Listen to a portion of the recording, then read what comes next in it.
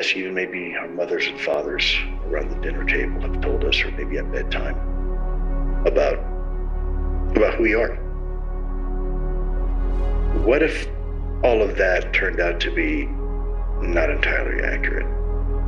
In fact, the very history of our species, the meaning, what it means to be a human being and our place in this universe. What if it turns out that a lot of the things that we thought were one way aren't? I occasionally think how quickly our differences worldwide would vanish if we were facing an alien threat from outside this world. I think it's just going to get weirder and weirder and weirder, and finally it's going to be so weird that people are going to have to talk about how weird it is. It looked metal, but it didn't have any reflection on it, man. We saw two people. They were in tight black suit, and they had big eyes. It was fear, excitement, complete astonishment. That actually was the first time that I ever heard anything inside of my head kind of like speak to me. It basically says, when I saw it, it just said, go to sleep. This is not the way dreams behave. This is not the way mental illness behaves. It's not the way fantasy behaves. Some kind of real experience is occurring to these people, but if some kind of entities, beings, intelligences are entering our world and affecting hundreds of thousands, perhaps millions of people according to polls, then this is something really worth looking at. So that's what I've been trying to do, is get people at least look at it, think about it. Eventually people are going to say, what the hell is going on? We are living in a computer-programmed reality, and the only clue we have to it is when some variable is changed. Tomorrow, members of Congress will finally go behind closed doors for a classified UFO briefing with the intelligence community's Inspector General. We're being visited by non-human intelligence with technology we really don't understand.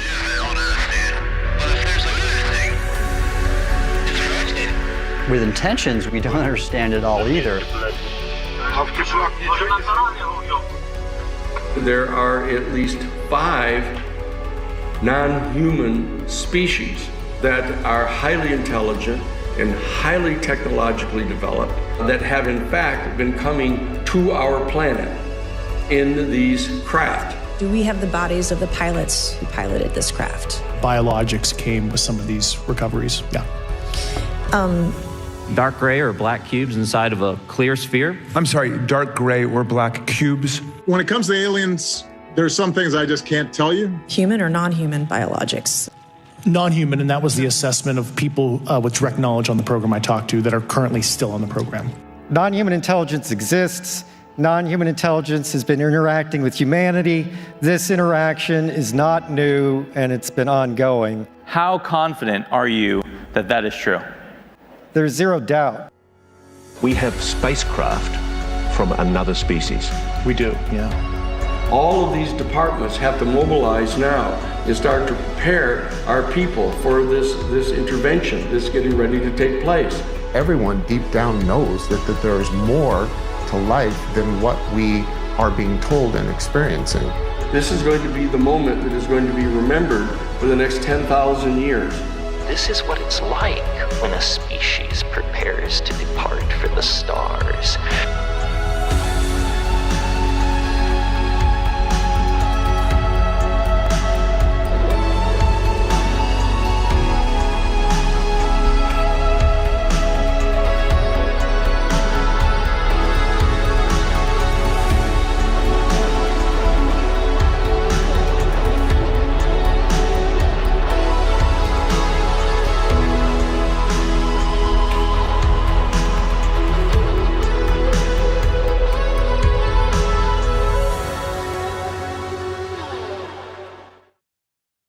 Welcome back to The Night Shift, your safe space for talking about UFOs, UAPs, NHI, disclosure.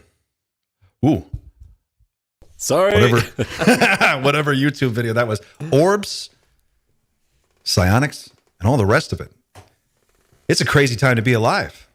It's great to be back with you. It's Friday. It's 2:06 p.m. on the East Coast, but it's nighttime somewhere. Hopefully it's nighttime where you are. And you're on the night shift. That is the new trailer for the channel. And when I say this channel was started as kind of an art project, that's kind of what I meant. Like for me, I like to edit. That's my thing. So I like to sort of take all these bits and pieces that are floating around out there and try to paint a picture or create some kind of a story of this moment that we're in. And that track is right off the Night Shift album, written by our own Xander Jones. And it was perfect. It was the perfect music, and everything just came together and it just clicked. So I'm glad to see that everybody responded so well to it. And thank you for all the kind words and remarks. Xander, how you doing? Yo.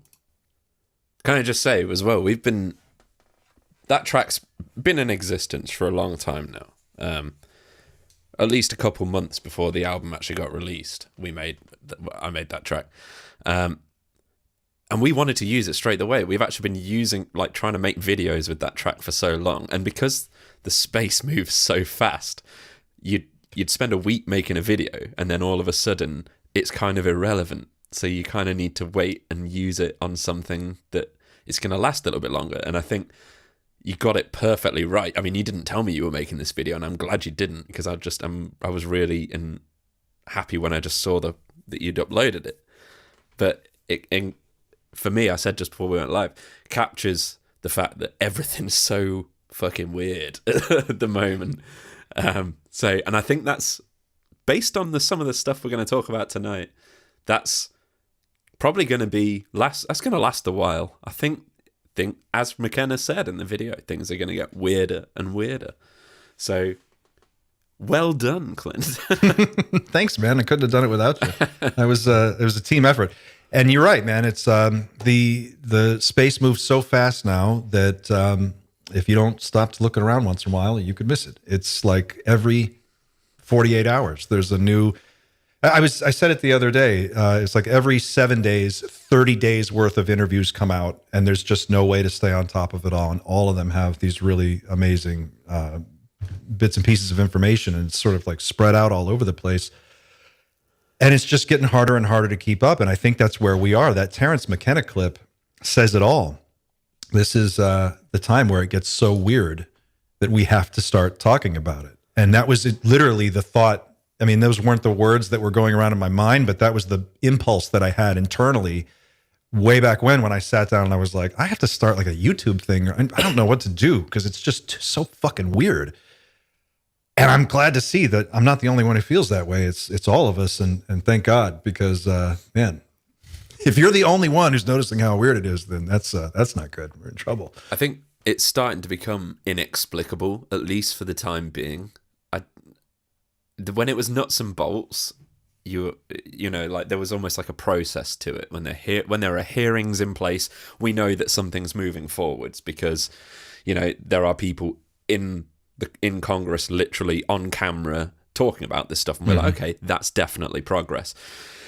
But now we're talking about psionics, which have been around since I've known about ufology, but now we're talking about it in a new way, and it's becoming very popular. And that, I mean, it's almost been predicted by a few people in the community that it would become more popular.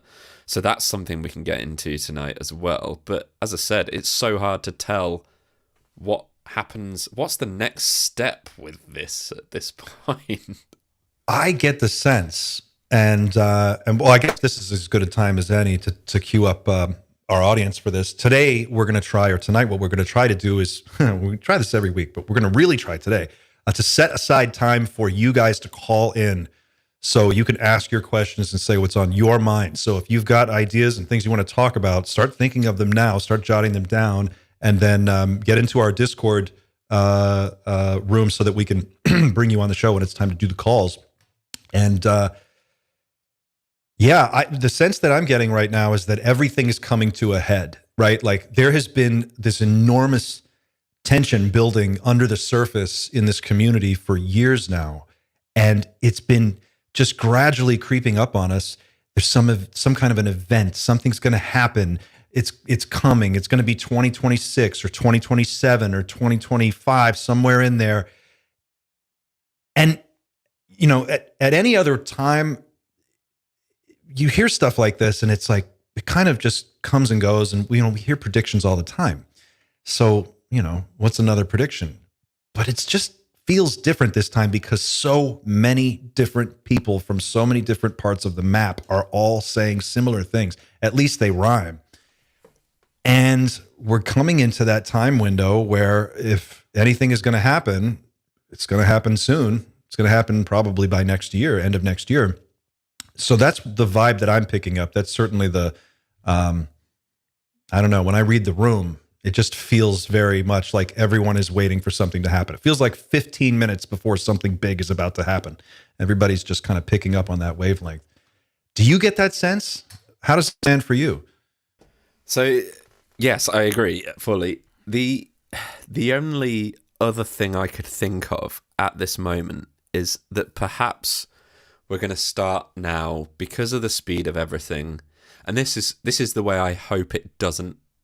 I hope this isn't true, obviously, but there's no way of knowing at the moment. Maybe we're starting to enter these cycles where things happen so fast that by this time next year, we could have an entirely different set of, let's call them celebrities. At the moment, we've got Greer Elizondo, Bledsoe, Corbell, Barber, Grush. This time next year, who knows who we're going to be talking about? And is it that short a cycle now that when somebody says something is going to happen next year, are we actually going to really care about it by this time next year because everything will have moved on so far? Who knows? I hope that's not the case. I feel like we need to start holding people's feet to the fire for these predictions, and I don't feel guilty about that at all. I feel like, okay, Bledsoe, you're on deck. You say 2026. We're all going to be paying very close attention to 2026 on Easter. I'll have my phone ready. And rest assured as well, I'm going to take Bledsoe seriously until then. Like, I do take him very seriously. I'm glad you said that too. Absolutely. Yeah. Hearing his story several times now, especially recently, he's just appeared on the Area 52 channel. He was on Sean Ryan. Watch them both. They're fantastic. I've had to switch off the Area 52 one because it was still premiering when we had to get ready today. We'll see if we can bring Chris over maybe next week to talk about that interview. Maybe he'll join us. Well, I don't know. We'll reach out, and I'm sure he won't mind us saying we've spoken to him briefly, sort of via text, like how was it? We knew he'd interviewed Bledsoe, and he's got such a respect for Bledsoe as well. It's not like he went over there and was like, oh, okay, this is entertaining, but like he's taking it just as seriously as everybody else is. So there's something about this. There is something about this. Well, look at how far we've come, right? In just the last, say, 12 months. 12 months ago, where were we? 12 months ago, we were just barely beginning to talk about USOs. We were talking a little bit about, telepathy was on the fringe. Psionics wasn't even in the conversation. Jake Barber wasn't even a thing. We hadn't even thought about, we knew there were crash recoveries, but, just in the last few weeks, we've actually been able to dig into what that looks like.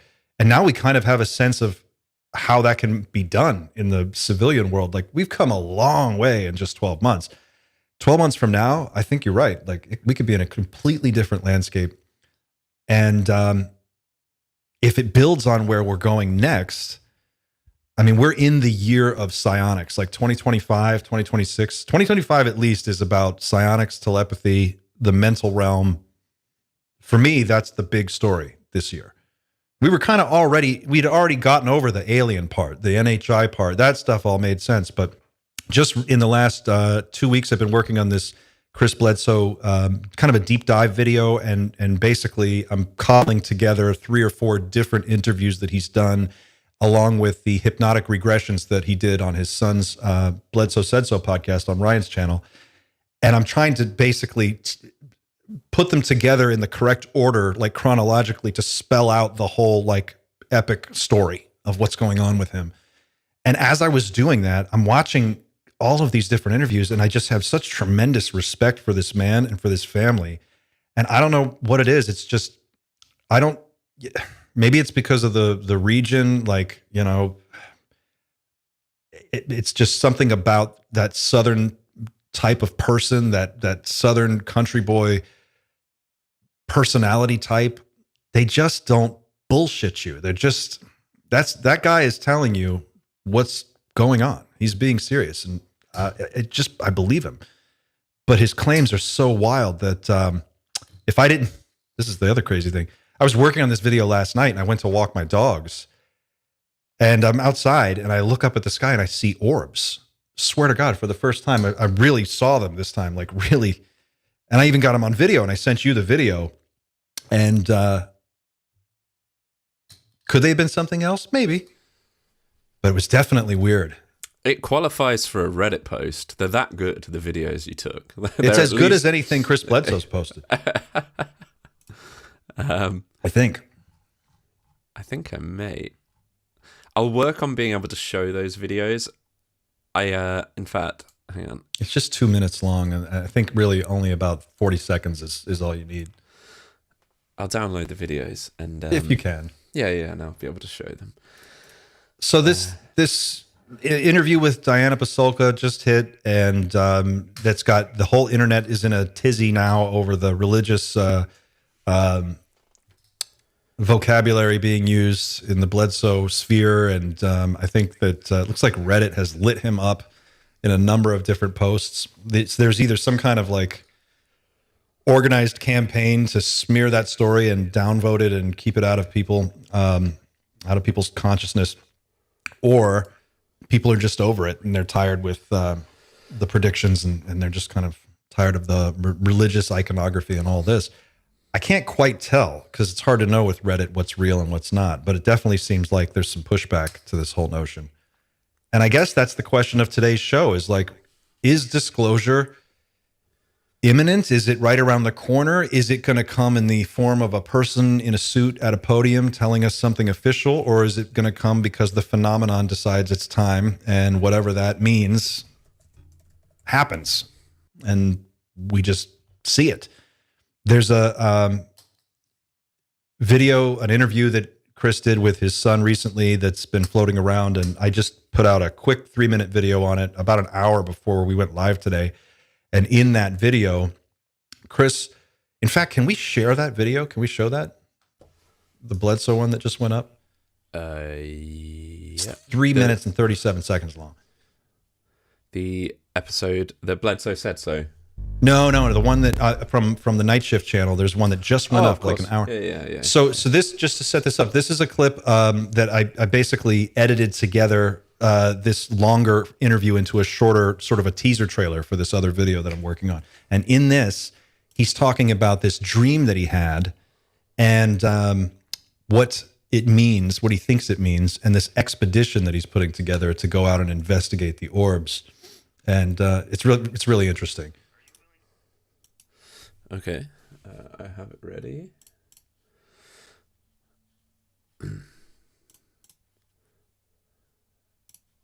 Chris Bledsoe and the Dream of the Seven Suns.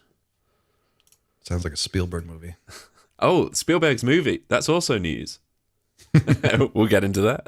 It's not big news. Not big news, but anyway. But that might just tee up the topic for today in this video. Are you willing to talk about the dream that you had the night of the eclipse with the suns? Remember? Yeah. Whatever you can It's really remember. weird, and what it means, I don't know. It was very profound. I don't have dreams like this. Rare. I mean, I can't remember the last one, but it was somehow I'm in the Midwest, like where I'm going to search for the lady. I write about this in the book. In this context, in the dream, that's what I was doing. Because I've studied and I've been working, putting together an expedition to go out west with a scientific expedition with all the right stuff, the right people, engineers and camera gear, and we're going to document this. And this is kind of the first time I've talked about this publicly, and it's happening. It's going to start this year. That's the ultimate for me, is to go in search of personal contact. In other words, we see orbs. Everybody's seeing them now, but we're going to see what's inside of them. And that's what I was given. That's why I wrote about Utah. So I'm out in the Midwest. And when I say Utah, I'm not sure if it's Utah. It could be anywhere. You just feel connected to Utah.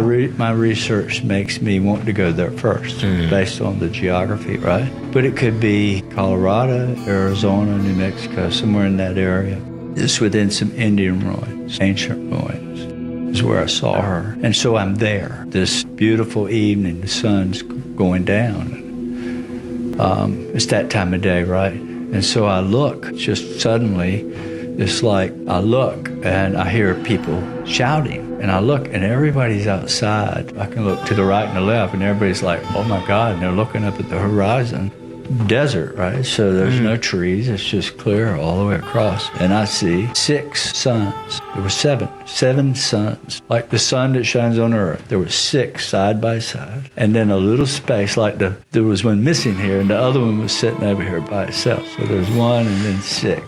They're going down and I can see the top half of them. And so everybody in my dream is freaking out, like, oh my God, what is this, 7 suns? They were all the same height. They all vanished below the horizon. And when the 7th, when they all vanished, another one came up and ascended up, and it took up the whole entire sky. So it was larger than all of them put together. It's just humongous, and I woke up in a sweat. To me, it was the return of something magnificent. And I think it's going to be where I saw it in that area, and I'm going on a hunt for it.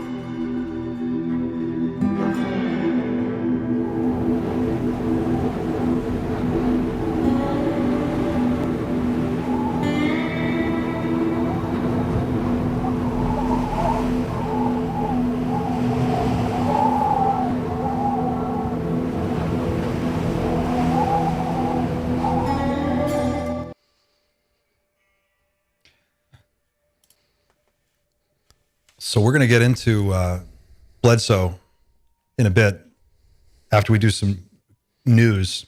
But quick sidebar on this. People have been asking about this owl thing. Like, what's up with the owl? I just interviewed Mike Cleland this week. It's one of the reasons I haven't been very active anywhere, because I've just been in the office doing interviews all week.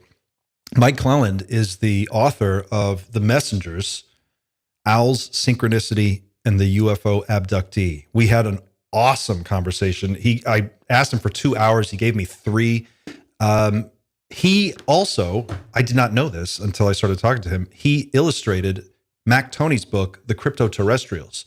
So all the illustrations inside this book are actually Mike Cleland, his stuff. But we talked about the symbology and the symbolic power of the owl as a messenger and as a bringer of information and messages from the darkness, and how closely the owl is associated with people who have had contact experiences. And I myself have had 2 very bizarre, very weird, very up close owl encounters that were, I don't know how else to explain them. They were just super, super weird. And so he helped me kind of explore that a little bit, and we tried to dig into what that could mean. So that owl symbolism, I'm working that into some of the videos, and I have this really great owl clip, and I just love it. So I've been putting that in. That's the story of the owl thing. It's a nice story. It's your story. It's what I associate with you. You love the owl, and I think it's cool. I think it's cool. So let's talk about the news. What's going on with Paulina Luna? So probably best to start with the, we've had a question from our Discord, because it connects to this, and we've got a caller lined up as well, so we'll get into this afterwards. So we had Brian Parks in the Discord say, I'd love to hear whether anyone seriously believes Trump will shine any light on the disclosure, or whether that was purely epithet to gain the popular vote. How useful is any government in providing transparency on this subject, or any subject for that matter? So we're talking about a Trump administration. We're talking about government. We've had some news from, what's her name? Anna. I can't get these three word names. Anna Paulina Luna. Luna. She's in the district just north of where I live, so she's like 40-minute drive from me.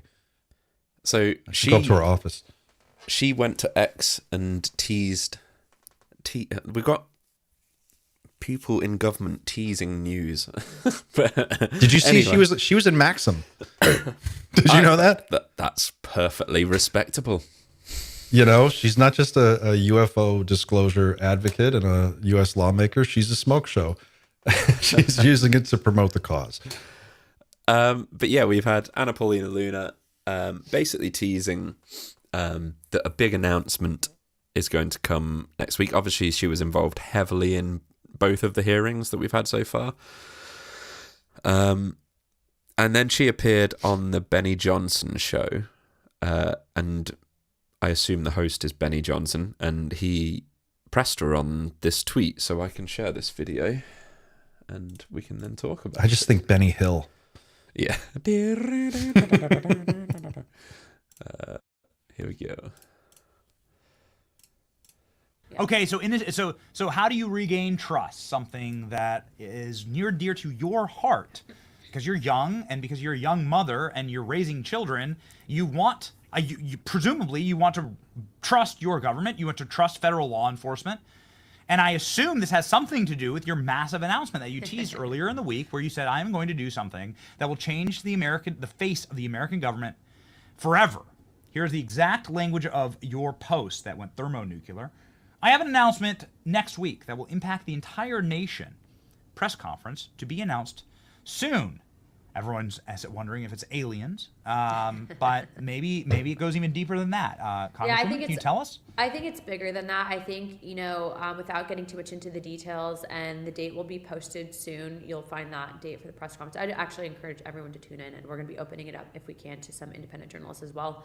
But I think that for far too long, people have been lied to by their government, and I think the way that you regain trust and you really help restore the nation, and I think bring back not just, I think, hope, but also, and remember, hope is contagious, but you really help it to secure it for future generations. I think that you have to have a fully transparent government, and so I won't get too much more into the details, but we're going to be doing something really big. So I am happy that I was entrusted with this, and I'm going to be doing some good stuff with some incredible people, and I'll leave it at that. Wow. Okay. So the obvious follow-up question there is, if you're talking about transparency with the American people into their government, Kash Patel on this program months ago saying it's time for a government declassification office. Is it going to be something like that, where we'll be able to actually not have any more state secrets, something like that? I will wait till the press conference, but what I will say is that, the Senate has a job to do. They would do right by the American people and do right by, I think, themselves if they don't block the confirmations of RFK, Tulsi, and Kash Patel. Yes. And we'll just leave it at that. Wow. Trouble in Trump world. So the question is, do we want to start with the Trump question from the Discord, or do you want to go with Paulina first? Maybe we start with Paulina and then go to the broader Trump question. It sounds interesting. I mean, it sounds interesting, but I think Benny Johnson probably hit it on the head with the whole declassification office. I think it's probably that. It's probably not specifically related to UAP, but related to government transparency more than anything else. That sounds about right. That sounds like the most reasonable thing. I can't think of anything else it could be. The only issue with that is the broader these things become, the longer it's going to take to get any sort of answers out of an office like that.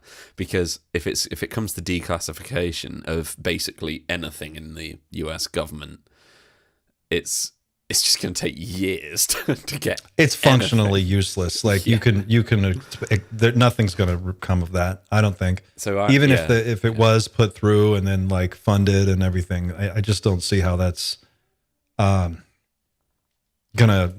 I just don't see the military industrial complex ever like taking the knee and coughing up secrets when they don't have to. The wider question is there related to Trump. Like, what do you think Paulina knows that Trump doesn't? What doesn't Trump know? Like, does Trump have anything to disclose? Does anybody in Trump's administration have anything to disclose? That's a valid question, in my opinion. All I can tell you, I don't have to be careful about this, but I'll try to be careful just out of respect for our audience. But, look, there's no way that people say, don't get political, don't talk about politics, don't bring politics into UFOs. But you can't. Like they're intertwined. It is one and the same thing. In a sense, it's part of government and it's all together. So the situation in the States right now is pretty crazy, if I'm being perfectly honest. And that goes for Republicans and Democrats, conservatives and liberals, depending on, which side of the aisle you're looking at it from. Different things are going crazy for you, but the situation here right now is that they just gave Elon Musk the keys to the entire federal government. Like, he's got access to the Social Security Administration. He's got a couple of 18, 19-year-old kids in there that have access to every American Social Security accounts, all their payments, every dollar of the trillions of dollars that gets spent and passed through the American government. And the things that he is focused on right now, none of them have anything to do with the military. And so they're in there slashing all these different government spending programs and trying to basically, they're laying off people, firing thousands of people. Just the other day, they offered to buy out the entire Central Intelligence Agency. They wanted to pay everyone, I think it was through September, and just they had a button in an email they could click to resign. And if they just clicked it, then they would just be done. It would start the process. And they're basically just trying to retire out as many people in the federal government as they can. I think Elon said his target was 5% of the total federal workforce. I think they're at 1.6 or 1.8, somewhere in there. So as far as UFOs, disclosure and all of that goes, I think you've already heard what you're going to hear from the Trump administration on this. I think that if they do pull something else out in the next, few months, it'll be used as a distraction. It should come as no surprise to anybody that Trump is full of shit. It should be no surprise by now. If you right now, if you're clutching your pearls and you're like, oh my God, Clint just said Trump's full of shit. Don't get political. Come on. So where we go from here, I don't trust this man, and I don't trust his administration at all. And I never really thought that he was serious about the UFO thing to begin with, to be perfectly honest. When he said that stuff on Joe Rogan, it sounded like a guy who didn't know anything, trying to pretend like he knew something. And he's like, well, a lot of people say they're out there. Some people say we have them in here. Coming from space. A lot of important people. I've talked to many important people, and they say that it's very interesting what we have. Maybe we'll be releasing that soon. I think we'll see. Before anybody gets too, triggered by the conversation, I'm coming at this from I'm not a lefty. Let's say left, right, whatever. I'm not a lefty. I'm previous conservative, previous Trump supporter. I think it takes a special someone to be a politician in the first place. And especially, if you're handed the keys to the castle and you get in the castle and you find out that it's a house of cards just built on sand, it's part of the job is that you have to lie at this point. Sure, in the UK, it's almost like a running joke that the previous Chancellor of the Exchequer, the person is in charge of the UK finances, if the government changes, they leave a note on the incoming Chancellor's desk saying, sorry, there's no money left.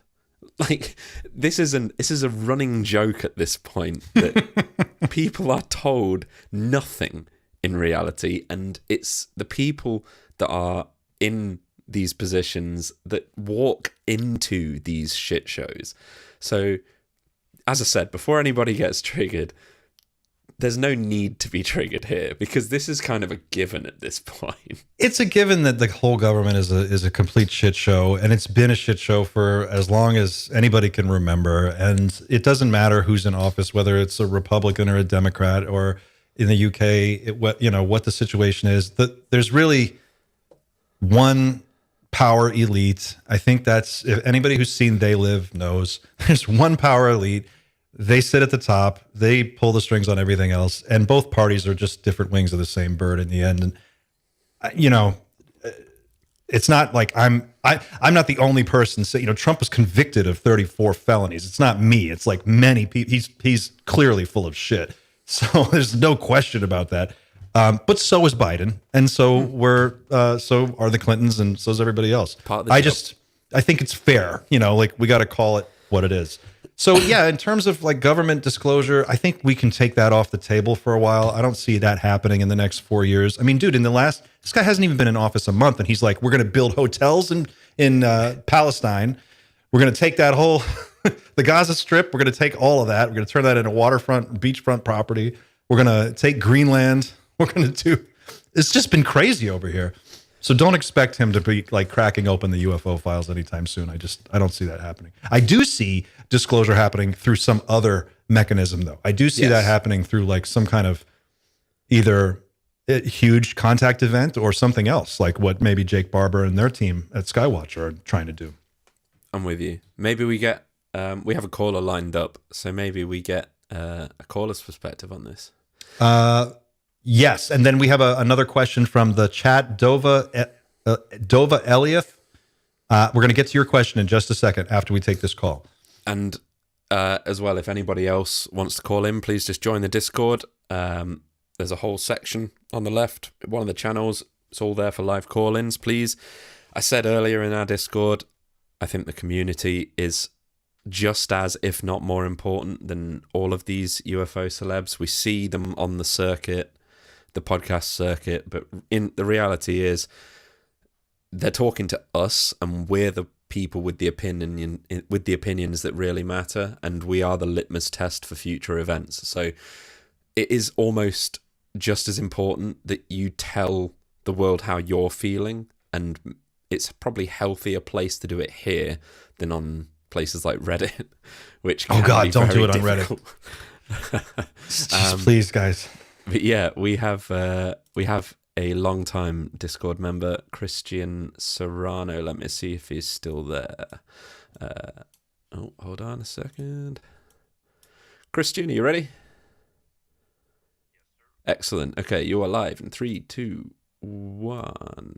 Oh, there he is. Here's Christian. Christian, are you there? Yes, sir. How's it going? It's going well. How are you? Doing well.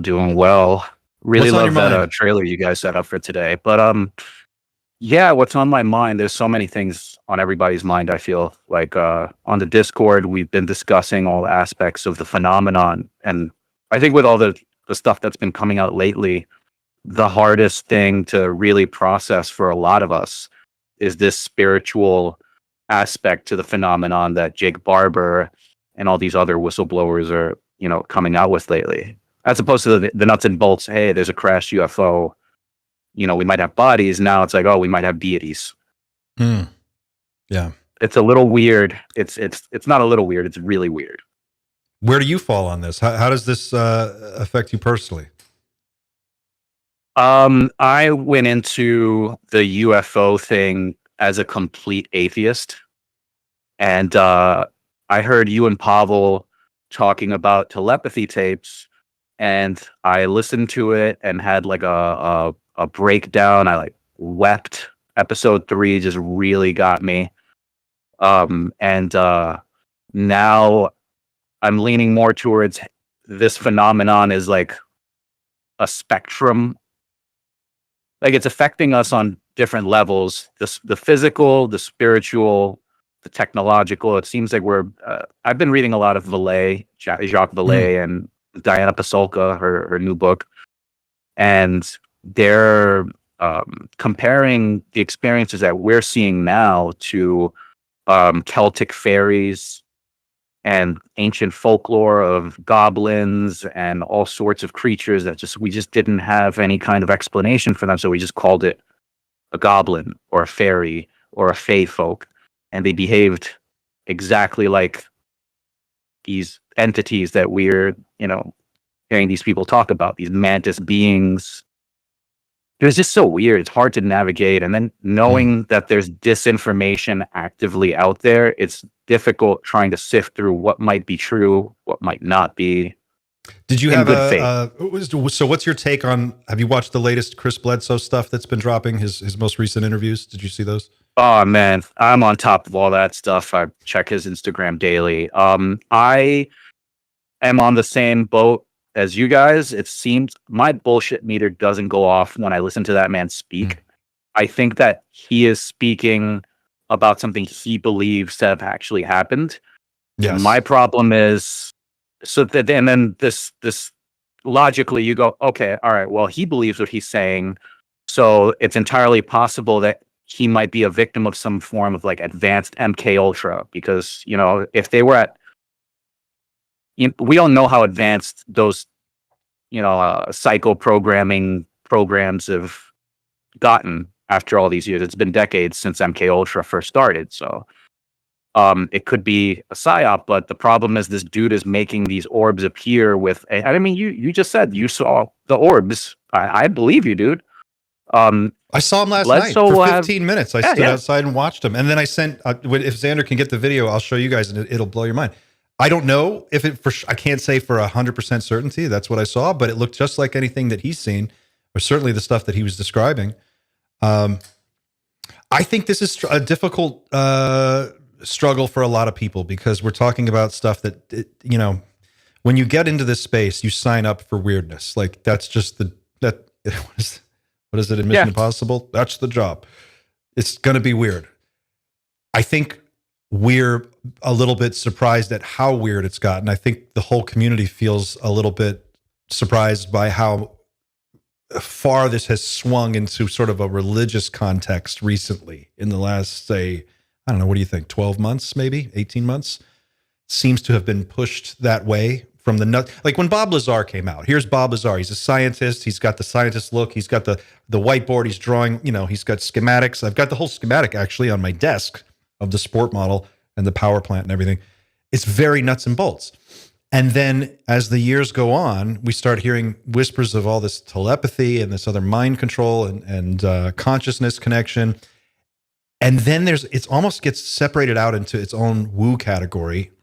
And you have the community sort of split down the middle. There's like the woo people over here and the nuts and bolts people over here. And it feels like the phase that we're in right now is the convergence of those two ideas together into a single cohesive concept. And it makes sense to me. I guess the way that I think about it is it appears, and I say it this way because,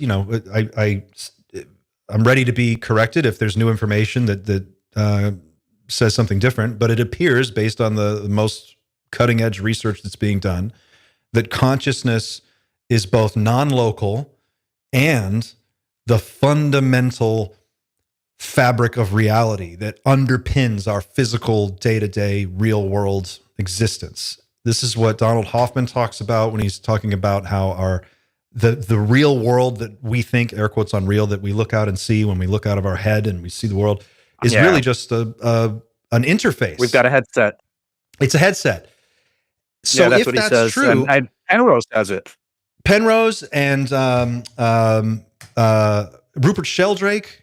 Rupert Sheldrake was quoted by Ingo Swann in his book in 1991 in ESP, or Everybody's Guide to Natural ESP.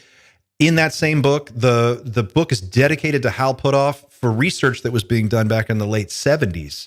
So we know through the Monroe Institute that developed the protocols for the CIA to do some of this mind consciousness expansion work. We know that's real. The CIA documents have been declassified that this research was done. So if it's all there, and Hal Puthoff has said this in a number of different interviews, he's like, look, it's all there. It's all out there. You just have to read it, and then you have to you have to accept it. The part, like, people just have a hard time accepting it. But if that is the case, if all of that is fundamentally true, that creates a situation where all of this religious context that we've attached to, like, our whole concept of what religions are, what a god is, what a superior ascended being, and all these different terms we have, it actually starts to make a lot of sense. We just live on a reality spectrum, and we're able to see a slice of it that's razor thin. So on either side of us, as far as you want to go in either direction, there's probably all kinds of consciousness occupying that space that's just invisible to us and active all around. We might call that angels, demons, gods, whatever, but that might be what we're looking at. And so maybe when I give Chris Bledsoe a lot of leeway when he uses this religious language, because it's also true, it's also the case that abductees, contactees, experiencers are shown things that make sense in their cultural context. That they're given symbolism, visions that are symbolically meaningful based on their cultural background. So it stands to reason that, and a lot of our religious iconography is such that you see a glowing blonde woman floating 3 feet off the ground in a flowing robe, you're going to think angel, no matter really where you are. So yeah, I think that's what we're finding out. I think we're just going to find out that we've missed a branch on the technology tree. You know what I mean? Like we've missed a whole branch, that consciousness represents something as fundamental as like electricity, or maybe even more so, beneath that. And that's what this is all about. These other beings have just either they occupy a different level of reality than we do, and they're coming through into ours, and we're going to figure out that that's where we have to go. And when they have to build a machine to come here, that's what we see. Maybe we see a disc. I don't know. But certainly there's enough evidence to suggest that the discs that we've seen and the stuff that's been recovered, even the physical hardware, is sensitive to consciousness. So I think that's just the reality. And we're just going to have to, maybe within a year, we're way more comfortable with that because of what's going to happen next. I don't know. It's a great point, right? though. But I always go back to the Jim Semivan indigestible truth. Like what could possibly, like, you're discussing it with me right now, and I'm not like, oh my god, like I'm like digesting it. I'm like, all right, this all is possible. But what's the indigestible truth that if I hear it or if I find out it's real, it would like break my mind?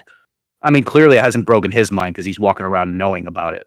I think I have an idea of what that could be. I have a pretty strong opinion on what it could be. I'll say that.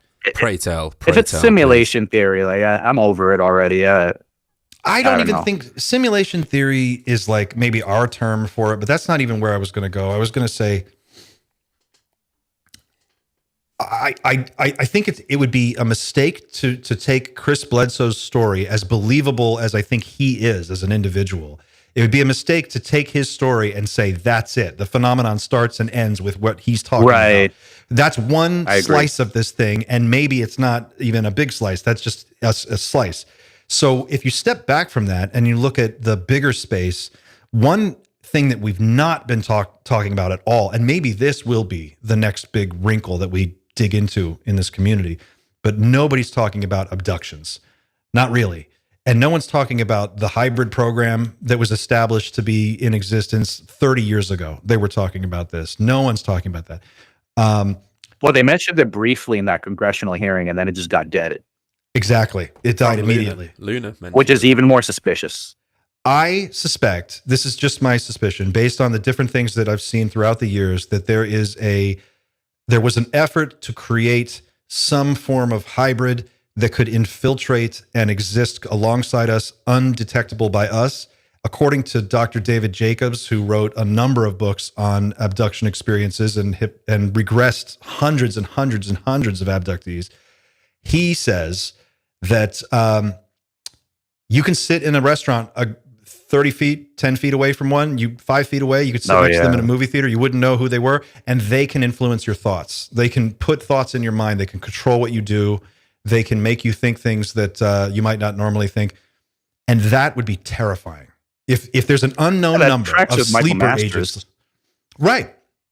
Exactly. That would be indigestible. Exactly. Dude, I don't know. I don't think it's indigestible. Like you're telling me, and I'm like, okay, cool. They live. Psychic version. Well, how do you even in that movie, do you remember the broadcast thing was like a psychic thing? Yes. It was some kind of a frequency they had that kept people. It was like Alex Jones talking about 5G. Yes. Exactly that.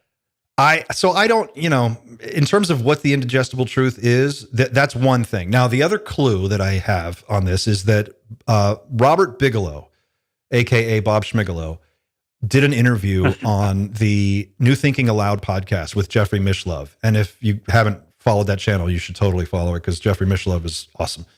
And in that interview, he talks about a program that Bigelow funded where they were basically launching they wanted to prove that there was life after death, or that consciousness exists after the death of the physical body. And so they had this project set up to do that, and they funded it, and they were doing all of this work in that area, and they had all these different researchers submit proposals on how to demonstrate this. And anyway, in this interview, he talks about something else that he was doing where he had teams of remote viewers, and they were looking out towards the near future. They were trying to basically like gaze out at 10, 15, 25 years from now and see what they could make out of the future. Now, remember, this isn't just one or two remote viewers. This is like 15, 20 remote viewers, all working unbeknownst to each other, alongside each other. So you can compare and contrast the data between these different people. And Bob Bigelow in this interview said they have a very, very, very pessimistic prognosis for the near-term future of life on this planet. He's like, it does not look good. And he kind of equated it to, and I'm paraphrasing very heavily here, but he basically is like, how do you tell somebody they have a terminal disease? It's like, how do you know? That was basically the vibe. One of the best episodes of Night Shift, I gotta say, for me, was when you guys were discussing the object or the discovery, whatever it is that's supposed to be coming in 2027.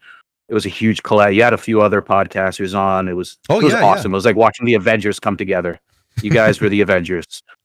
And that, I think, is producing a lot of anxiety in the community, because it's like you have people like Lou Elizondo and Bledsoe saying something is coming, be ready. Bledsoe's flat out said, like, make sure you've got supplies for about a month, and it's like, bro, like, is my family going to be safe?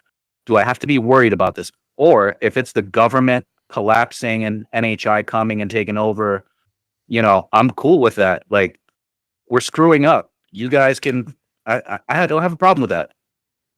I think it's always wise to be prepared for people to go crazy. I mean, that stuff that, anything can happen. So that's always wise. But yeah, what does it mean and what could happen? I don't know. I was talking to someone recently that I'm going to be hopefully interviewing next week. They're an expert in mental health, and particularly they are very fascinated by this subject. And we're going to be talking about the mental health aspect of all of this and how the different aspects of it can be very stressful to carry around in your head.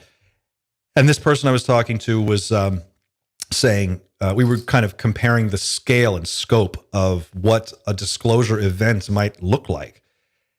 And it came up in conversation that the only event that we could think of that was big enough to even come close would be when the Soviet Union collapsed. It would be on par, on that level of magnitude, maybe even an order of magnitude bigger than that, because we're talking about something global. And if something that big were to happen, if you go back, there's a guy named Dmitry Orlov. He's a writer, and he lived through the collapse of the Soviet Union, and I think he lives in the States now, but he wrote a number of books about this. And he talked about just how the whole government people just stopped believing in it. It was sort of like over a period of weeks, they just were like, cops just stopped doing their job, and people stopped caring, and everybody just sort of was standing around like waiting for things to happen, and nothing. And then eventually it fell apart and broke into chaos. So I think if something were to happen globally, a big event, it would probably be a shock moment, and then it would be a few weeks of really weirdness, and like we would just have to put our pants on one leg at a time and then get up and figure out how we were going to move forward. But your guess is as good as mine, man. I don't know. I'm right there with you. It's tense for sure. It's weird. Anything else you wanted to drop before we move on? I just wanted to say Hail Zoltan, and shout out to everybody in the Night Shift book club. Having a really good time. We're reading The Invisible College right now by Valet. And Nice. dude, Clint, thank you so much. Xander, both of you guys are fantastic. Love the album and love what you guys are doing with the channel. Keep up the good work, man. Really, you guys are one of the highlights of my week. So thank you for what you do. Wow. Thanks, man. That was great. Ah, That made my whole month. Join the Discord, please. It's as Christian just said, our Discord seriously is phenomenal, and I'm one of the administrators on the Discord, and we have a team of mods, we have a team of administrators, and it's literally a party 24/7. I have to say, like I'm in several Discords. I'm a Discord freak, but yeah, and I'm not just saying this because I'm an admin, but the Night Shift Discord is 100% the best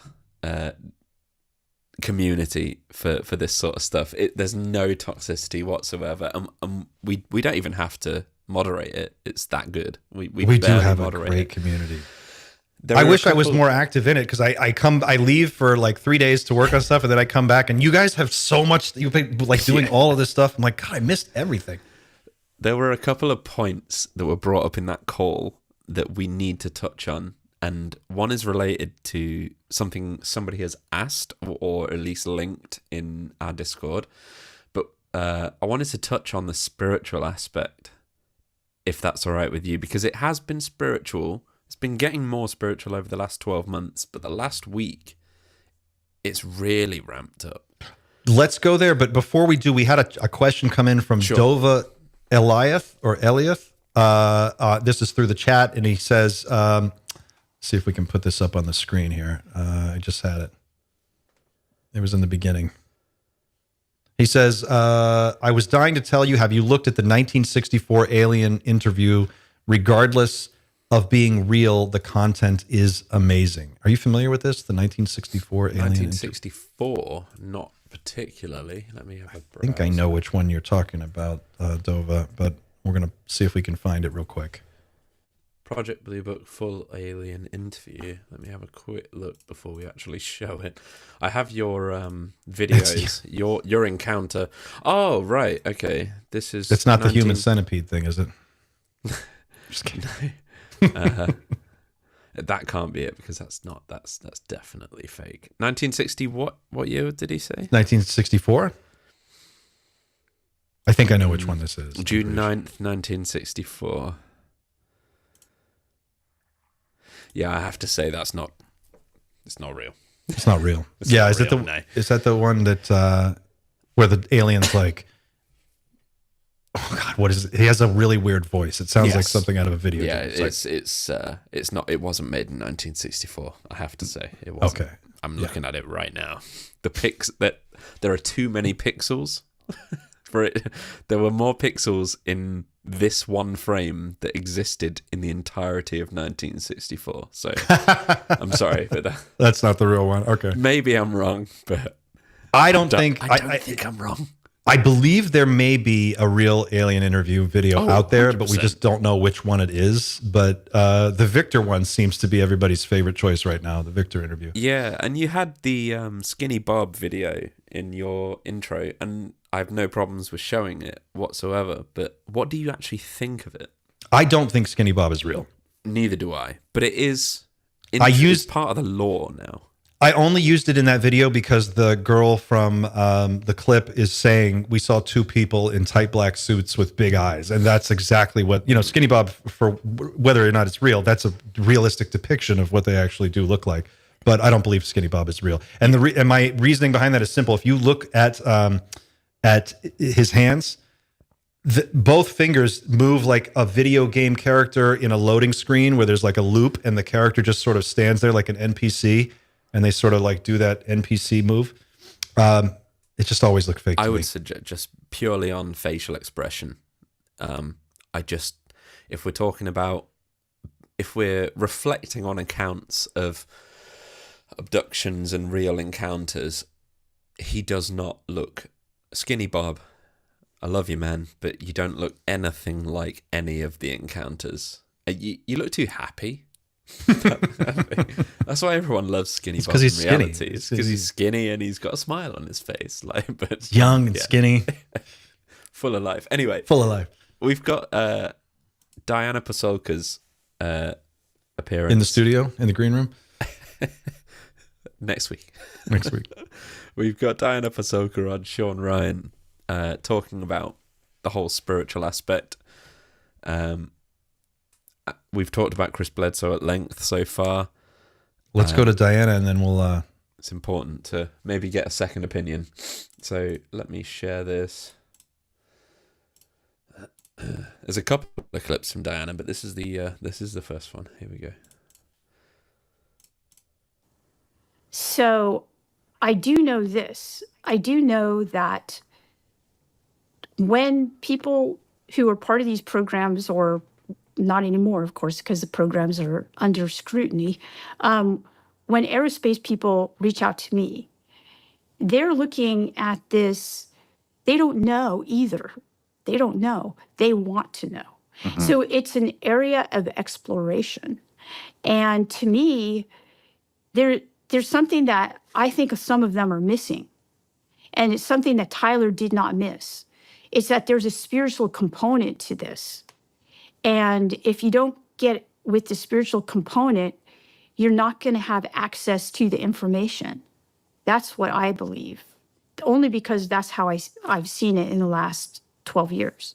So since I've been doing this, there are a lot of people, governments, people who represent government, our government, who are scrambling to figure this technology out, safeguard this technology, or, do something with technology for either weapons or to better humanity, all of these things. But the people who I've met who seem to have the most access to this, they don't have those intentions. Those intentions are not their intentions. So to me, there seems to be, just like when you said you did psychedelics, your intention was allowed you to have a positive experience. That's my interpretation. Mm-hmm. Because why do I think that? I'm not randomly just thinking that. I'm thinking that because I'm going back to the history of these protocols that allow people to access these realms. And when you are reverent and respectful, it seems there's a better outcome. Mm-hmm. Well, maybe that's the case here. I don't know, but that's so far my conclusion. So what I do know, though, is that it appears that there's a... So let me help me understand. So you're saying that your intentions for research might trigger a specific outcome or let's answer. See, that sounds very quantum, but I think that your character might determine access to information or knowledge. So Tyler had a certain character, and I don't see that in the people who are scrambling to be the first UFO genius scientist. Okay. Completely different characters right there. So how do you... Not the first time we've heard that. They talk about this in the raw material. The law of one, service to self and service to others. Service to self is sort of a category of consciousness. You do things that are you self-serving. You're trying to improve your own situation, or service to others. And that's sort of the dynamic spelled out in that book. This is a book of channeled material from a group that was supposedly in contact with non-human intelligence, I think back in the early 80s, I want to say. That's what it sounds like to me. That maybe there's we know that there is that the Nazis had a weird occult history. Nazi scientists were interested in the occult, and supposedly there were a number of American researchers as well that thought that using the occult in different ways, they could access portals of information, or they could download or get downloads of information to help them solve things that they were trying to figure out how to do. That's been discussed too. There's a lot of weirdness around the space program, and with On that as well, we need different to, rituals and stuff. We need to just explain to somebody who might not know, who's Tyler, because she mentioned Tyler in that interview. Oh yeah. Well, Tyler. How do you explain Tyler? So Tyler works for NASA, and as far as we know, she's really into Tyler. Oh, she talks about Tyler a lot. And there's a clear connection to Bledsoe as well with Tyler. Tyler works for NASA. This is all pretty much... I'm convinced this is true. But as far as I know, we've not had Tyler on camera anywhere yet. But apparently he's an extremely wealthy, very successful scientist who's a genius, like genius in multiple different categories. And has his own room during NASA launches, effectively. He's an important figure within NASA. Right. To the point where he can call off launches. That's the impression I get from Diana Pasulka. There's a picture of him with Chris Bledsoe, I believe, outside a restricted area of NASA that Bledsoe was shown around when he was contacted and subsequently sort of interviewed by Tyler and then shown around the whole of, Cape Canaveral and everything there. And this is all for people who don't know and are interested. It's spelled out in Diana's book, American Cosmic. If you read that book, it'll basically explain. It's the backstory to that statement that she just made is in American Cosmic. And he's not a mystical figure. Tyler is his name, as far as I think is it his real name, or is that a name? No, that's like a pseudonym? no, sorry, it is a pseudonym, but we know his real name. I wish I knew it off the top of my head. It's really annoying. I will find out his real name. It's not secret. It's not a secret who he is.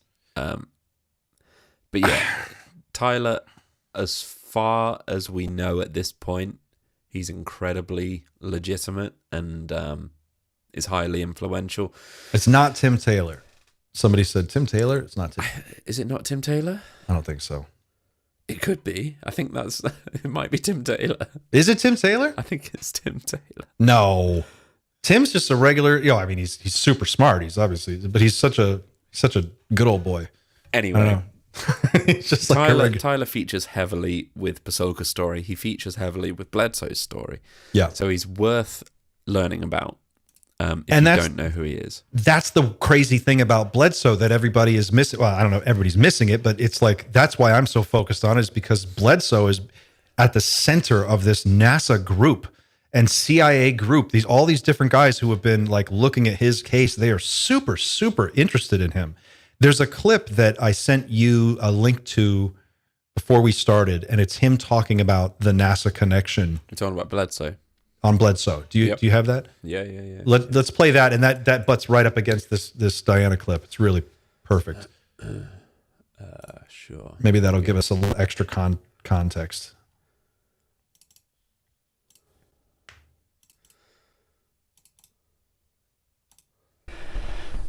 Real quick.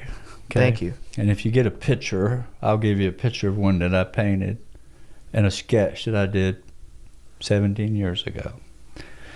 And everybody's wondering, how did you get into NASA? Why were you there? Why were you studying with them? I have all the documentation. I have all the the proof in the world I was there. Photos, videos, meeting with scientists high level. What was their interest in me? Why did they need me, right? Something I haven't talked about in all these years, why I was there. And I kind of wrote about this in the book. When I asked them, why do you need me? Why do you want me here? You've got rockets, you've got space shuttles, you've got satellites, you've got the space station, all the money and technology and telescopes in the world. And they're like, well, we know they like you and they communicate with you, and they don't have nothing to do with us at all. And we'd like to know why, what it is they want, and why it is they're harassing their astronauts. Harassing them. So has any astronauts ever seen an orb or one of these? All of them. No way. All of them. Listen to this. Really? Yep. I know I've seen videos of Buzz Aldrin talking about they saw some stuff, but he never said specifically. Well, they've never released it. Right. But that's why I was there, consulting with them about what they're now calling a plasmoid, which is an angelic being. It's just little glowing beings that come out of the orbs. So how do they see them? How do they appear to them? They would appear outside the space shuttle, look in the windows at them. Whoa. Stand up over the shuttle bay or the space station, glowing. Sometimes there's a report of a half a dozen of them, 125 feet tall, with wings, standing there smiling at them. Yeah, smiling in the window. Space. Yeah. Wow. So for 18 years, I never talked about this, and this is the first time publicly tonight. Real. Well, he goes all in, really. I mean, he's balls to the wall balls on these deep. orbs. I mean, seriously, we're orbs deep into this thing. And if he wasn't surrounded by all the right people, if that wasn't provable, and if we hadn't seen those pictures already, which we have, then it would be really easy to put all this off to the side and say whatever. Exactly. How do you governments are always scrambling for cash. How do you explain somebody fooling the government enough to get like a personal tour around NASA? And that's the photos that we're talking about with him. It's not even just that. It's like these guys come to his house and like hang out. Jim Semivan comes to his house and like hangs out. This is really unusual for a, like there's something really unusual about Chris Bledsoe. And I think there really is. And I have so many questions, as like there are follow-ups. He was asked why him on Sean Ryan's podcast. And the answer is sort of hard to deal with because, he fully granted everyone goes through trauma. Bledsoe included, by the sounds of it, he's gone through a hell of a lot of trauma. Oh my God. Oh yeah. And you can watch like any interview with Bledsoe and he will break down in tears from the trauma that he's gone throughout. He cried on Sean Ryan. He cried talking about his son. He goes, he's did you see that part where he's telling the story of that night at Cape Fear, the Cape Fear River, in January 2007. And he's like, the moment I found my son, he's 17 years old, Chris Jr., and he's frantic and he's screaming and he's just like freaking out. And when he tells that part of the story, he cries right on camera. And it was just like, you feel for this man. And on Bledsoe Said So, we had his son recount the story. And I think it was the first time he recounted it, and he was in tears recounting it. And as much as you want to sort of hate on these sort of narratives where it is very trust me, bro. It is 100%. I'm in the UK. I haven't seen any videos from Chris Bledsoe that are convincing of, orbs or anything like that he's summoned. But it's the stories more than anything. It's not the videos that you attach to. The real story, if you want to really get down to the meat and potatoes of this thing, you've got to. I'm going to have this in the video that I'm working on right now, but you can go listen to it now. It's on Bledsoe Said So. It's the episode, I think it was 1 or 2 episodes ago. Ryan reads the transcript from Chris Bledsoe's hypnotic regression, word for word. And you get to go beat by beat through every single step that happened to this man during his abduction experience. And it is fucking bonkers. It is unbelievable. He tells every detail from how he comes up out of the bed, how he's floating horizontally, and then he goes vertically. He remembers going through the ceiling of his room. He passes right through physical walls. He's in the roof of his house looking at the rafters. He talks about getting drawn up into a bubble. He's inside of a bubble. He's being transported to another place. He talks about his encounter with the lady, the prophecy that she gives him. I mean, it is like this. It's a two-parter. There's like a two-part thing to it, but it's really, really, really heavy. And you know what's almost slightly works in his favor for myself is that you've got a story that compelling. We've not even touched in this entire 2-hour scheduled podcast. We've not even touched on the fact that the guy's made predictions. He doesn't, and I'm already enthralled. He doesn't need to make predictions to sell a book at this point. His book, without predictions, it's a fantastic read.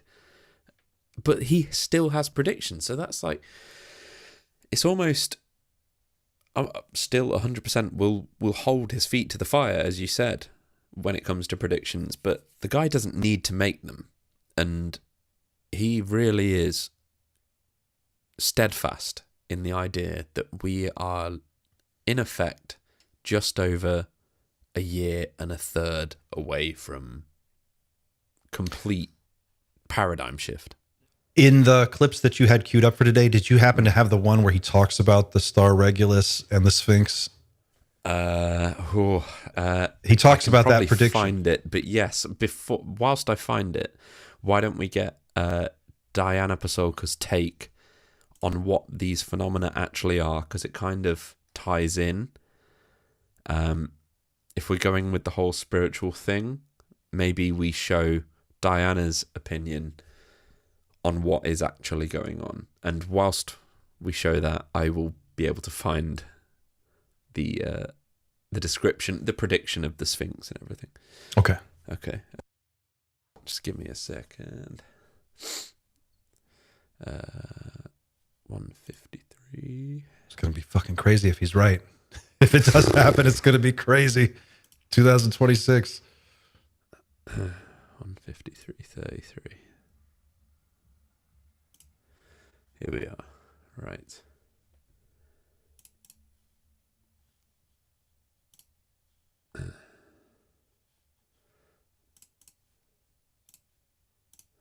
All right. Sorry, guys. Here we go. Look at it from a spiritual perspective. That's how they looked at it before. And I think that they're waiting for secular people to kind of get up to speed. I really want to know what you think. Do you think they come from space? The ones that we're seeing now, okay, so I have a particular perspective. It might change, but this is what my perspective is now. And it's purely my own based on, and I'm not advising anyone to believe what I believe. So that said, okay. And of course, this is nothing that can be put in a paper and peer reviewed and published. This is just my perspective. I'm talking to Sean and telling you and people who listen to you. To me, this looks pretty weird, and I'm not liking it, okay? So I get a feeling from it, and I feel that, and especially what happened to me after American Cosmic was published, I had people surrounding me. So I had a collegial friendship with Tyler and Gary, and we were studying. That's Gary Nolan, by the way. Big G. These objects and things like that. And Tyler became a Catholic or just much more Christian, let's put it that way, a believer, that what he was studying were like angels. And that changed his life, okay? And then I felt, wow, what I'm studying is real. And that changed my life. Okay, so I was changed. Directly after that, I was targeted by what my friend Tim Gallaudet would call counterintelligence. And they had the same idea, by the way. They did not view these things as extraterrestrial, and they thought that they were bad. And so this group I got a distinct feeling that there's something really bad happening. There's something really bad. And And I started to talk to people who now we call whistleblowers. So they would talk to me and they would say the same thing. They're afraid. They would be afraid. And by the way, none of those whistleblowers are at the congressional hearings, none of them. And they don't want to be. And in fact, most of the information that's getting taken from them is being taken in ways that are not public and not like what I would call nice, okay? It's uncomfortable. So I believe that if we were to call these things anything, they would be in the realm of like the angelic and the demonic. That's how I feel about them personally right now. My mind might change in 2 years if with more data. I feel that because of the types of responses I've had from people who are associated with our government, and they shouldn't, in my opinion, they shouldn't be. That's how I feel. My experiences. Interesting. Spiritual. She's not the first person to say it. She really isn't. No, she's not. I did manage to find Chris's prophecy.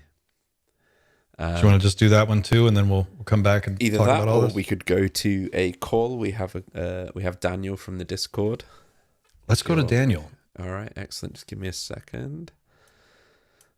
Daniel, are you ready? Are you ready to go live, Daniel? Excellent. All right, you're live in 3, 2, 1.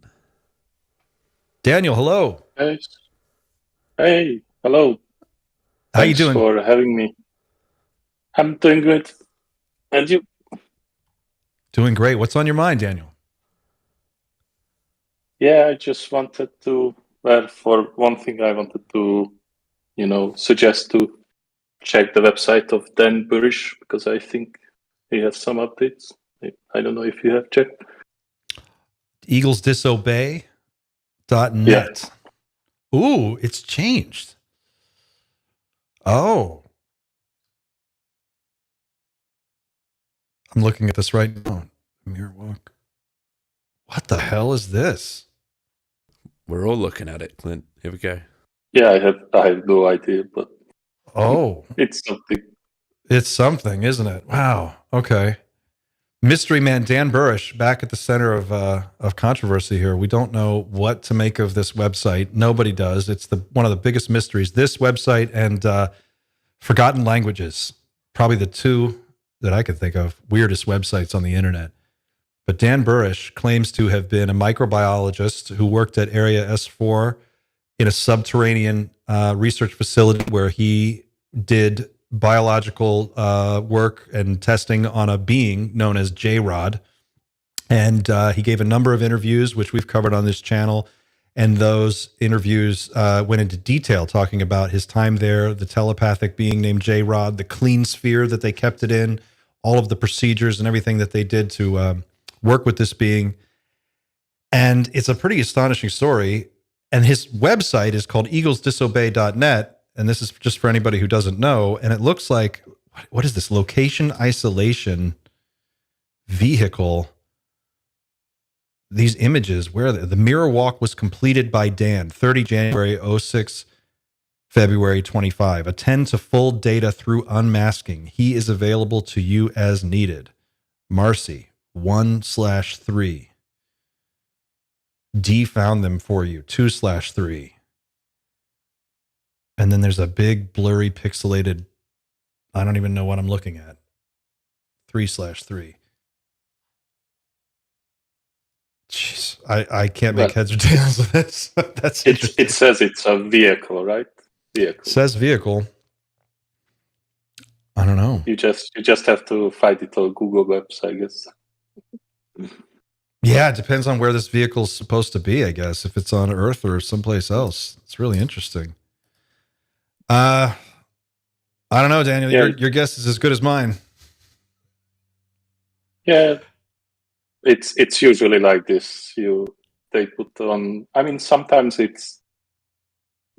sometimes you can figure it out. For example, if you go back in the Internet Archive, right, you can check older versions, and if you go back to the just before the Gaza attacks, then you would see that, they posted that, something really terrible will happen, and they implied that it would be like some kind of attack. Well, that is an interesting. Okay, yeah, you just reminded me of something. Okay, so a couple things. One is on the Eagles Disobey website in the top left corner. One thing that somebody just pointed out, it says, and it said this for a long time. I don't know when it hasn't said this. I only became aware of this website a year ago, give or take. But it says the lady is in focus. The lady, when we were talking about Chris Bledsoe, he's talking about the lady, the vision of the blonde lady. In fact, if there's a picture available, maybe Xander, you can bring up a picture of the lady for people who don't know.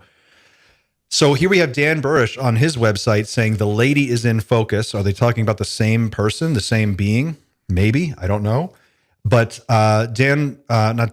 Chris on the Sean Ryan podcast said that people in government, now this is another weird clip that I'm paraphrasing here, but he said they are treating the book of Revelations like it's a script, and they are like engineering events so that the events laid out in the book of Revelations take place in the proper order, hopefully to orchestrate some kind of an outcome that they're going for. And this is what he's saying. So on the heels of on the same podcast that Diane Pasulka was just on, the same podcast a week prior, they had Chris Bledsoe on, and that was what he was saying. So again, with the religious iconography, if Dan Burish is making predictions about global events days before they take place or weeks before they take place, that's interesting. Yeah, and Dan Burish was very interested in the Hopi prophecies. And those are very similar to the biblical predictions in the book of Revelations. It's almost like the same from a different perspective. It seems like, I'm not a biblical scholar. I'm not particularly religious in any serious way. I've had my experiences that have informed my own philosophical outlook on all this, but there, it's also subjective. I think what we can say, I think most of us would agree. I think it's fair to say most people would agree that things feel really, really weird and out of balance. You can almost feel it. Do you get this sense, Daniel? Globally, just what's your vibe on the moment right now? Well, I'm trying to stay detached from that because that's the advice I was given a lot. But it's definitely different. So it's the last 2 years have been like a major sea change. And I guess everyone deals with it a bit differently. It does feel like it's one crisis moment after another, after another, after another. And the moment we get our footing and we find our balance again, there's another crisis and then another crisis and another crisis. It's been for my whole life, as far as back as I can remember, it's just been since 9/11. It's been one thing after another, after another, after another. And it's exhausting. It is exhausting. And I could see how people at this point would be ready for some answers in whatever form. I think another aspect to this that I haven't heard discussed yet, but it's something I've been thinking a lot about, is if you are a type of intelligence, right, that has mastery over what we would consider telepathy, right, like that term, the mental realm. Let's just start with the baseline assumption, just for the sake of this discussion, that consciousness is fundamental to reality. It's non-local, and there's a way of using consciousness to communicate across infinite distance. It's just that humans are really bad at it. We just don't know what we're doing yet. If there is a group of non-humans that has mastered that technique, technology, or that method, they have mastered that ability, that would be like having mastery over an entirely different dimension of warfare. And if you were going to use that against an opposing force, like let's say there was something negative going to happen, and they had the ability to use telepathy, against us, how would that be employed in a strategic sense? And one way that it might be employed is in a similar fashion to how we currently use psychological operations against enemies in regular military conflicts, right? We control the messaging, we control the propaganda, we put leaflets out, we spread misinformation and disinformation to kind of get people into a mental state where they don't want to fight, or they want to surrender, or they want to give up, or they just don't want to be involved. And we try to neutralize them mentally so that we don't have to necessarily fight them physically or kinetically. If you had a group of beings that had mastery over telepathic ability, and they were able to use that against us, one way they might do that is by taking a bunch of people, filling their heads with all kinds of ideas, and then turning them loose and letting them go out and spread information around that may or may not actually serve us or might be inaccurate. And I don't know if I'm making sense how I describe this, but it's possible that, like, when someone connects with, for instance, in Chris Bledsoe's hypnotic regression, I'm not saying this is what's happening to him. I'm just saying this is a possibility. There's a researcher named Carla Turner, a UFO researcher, an abduction researcher named Carla Turner. She's dead now. She passed away in the late 90s. But at the time when she was active, she would give presentations at like MUFON symposiums and different UFO groups. And she wrote a book called Into the Fringe. And in her research, one of the things that she developed was this list of facts, like I think it was 10 facts about the phenomenon that we are certain of. And it was like fact number 1 and fact number 2. Fact number 1 was, we don't know what these beings are. No one really does, despite what they may or may not say. And fact number 2 is, we know that at least some of them lie. Some of these beings are giving us false information. And we know that because people in the past, abductees, contactees, experiencers, have been given prophecies. They've been told things are going to happen. They've been told, on this day, this is what you can expect. The ships are going to come, or whatever. This has been done again and again and again and again. And time again, these things don't come to pass, and we just go on.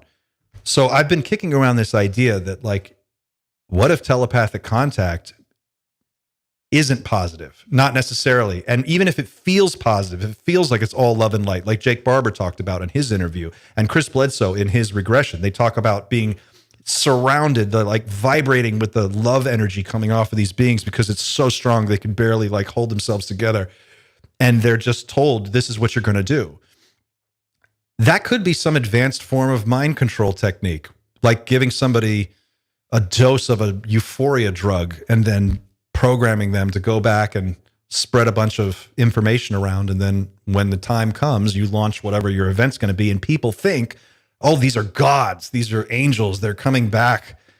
And we start to think of it in this religious context, when in fact it's just an advanced being trying to do whatever it is they're trying to do. Star Trek dealt with this in Star Trek, was it 4?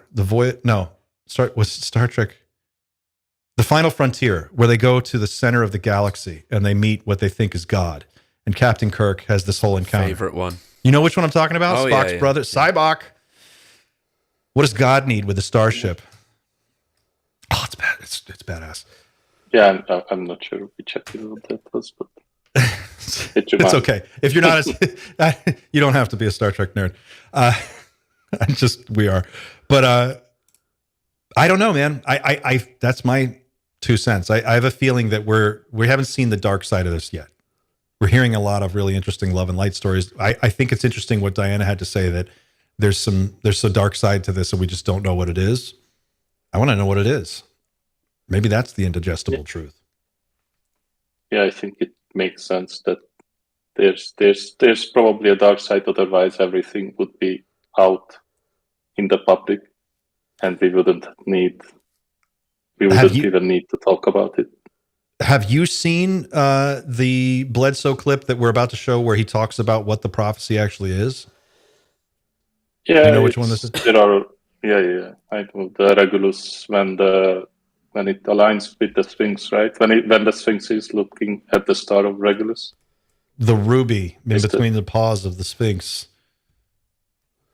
is the star Regulus. Yeah, something like that. Maybe we can show this clip Yeah, of course. Thanks for the call, Daniel. By the way, this has been great. We're gonna jump off and carry on, but thank you for the question. Is there anything else you wanted to add before we move on? Sorry, he's gone. He's gone. And that's just like Thank that. He you. walked out of Thank our you very lives. much, Daniel. No, he didn't go. I kicked him because I thought that was it. Thank you for the call. Thank you. Yes, it's good. It's good. Right. So yeah, you wanted to see the actual prediction, and it also leads on to a clip that I desperately want to share that I've not actually watched, but somebody in our community, again, if you join the Discord, you can literally get involved with these live streams as we're doing them, and it's great because I've just been sent a link that apparently shows Lou Elizondo talking about prepping.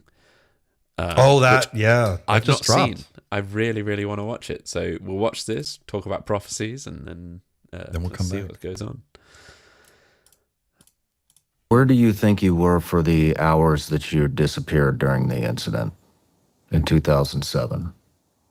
Well, I can tell you I had no clue until every show. He hypnotized me first to say we're removing this block. I do just need to find this. And section, then I haven't had time to watch this. and but you asked for immediately I could think about it and not work. It was about 2 weeks before they came. They were startled because when I'd go to bed, which I always went pretty early, they'd be up till late. They were in there filming me weird stuff, like seeing beings. And I began to remember some of what happened, not all. But what I can tell you, the 4 hours while I was gone was a virtual tour. I was inside a bubble, something that was solid that I could stand on, but I couldn't see the walls, but I could touch them. But I could see everything in every direction. And there were always 3 figures behind me that were shadowy, and they were narrating what I was seeing. And I saw North America from way up high. I saw the whole United States, and then I was taken to Egypt, and I saw the pyramids. And this Hathor's temple, I saw that, the Sphinx facing to the east. And then the lady comes back. The following year, after all this, this was in 2013, is when I really got that message from her, because that's when I was asked by the Pentagon, by 2 Air Force generals, to put it in writing what she told me. And I did. And this was on a request from NASA, a friend at NASA.